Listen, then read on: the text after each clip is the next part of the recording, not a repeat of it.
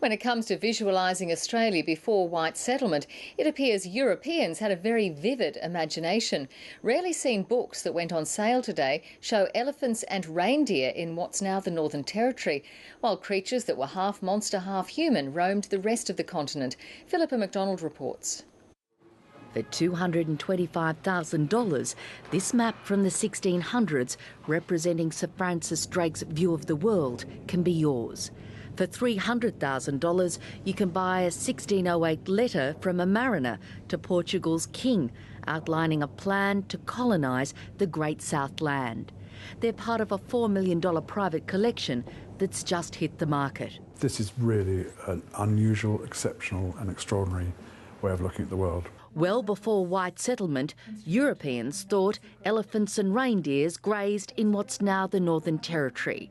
But it's Botero's drawings of people living on the edge of the world that's attracting close scrutiny. A place considered backwards and where the sun burned so brightly that people had to shield themselves from the heat with their one big leg. The other really famous image, and the one that Shakespeare talks about, is this guy with his head beneath his shoulders. Derek McDonald says they're the little green Martians of the 16th century. They said there must be people there and they're not going to be like us. One of the country's earliest maritime tragedies has been called the Unlucky Voyage, and the Batavia's journey was certainly that.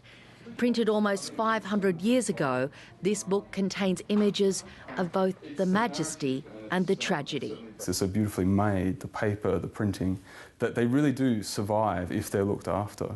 This medieval encyclopedia is written by Isidore of Seville. It contains so much information that its author, Saint Isidore, has in more recent times been described as the patron saint of the internet. Philippa McDonald, ABC News, Sydney.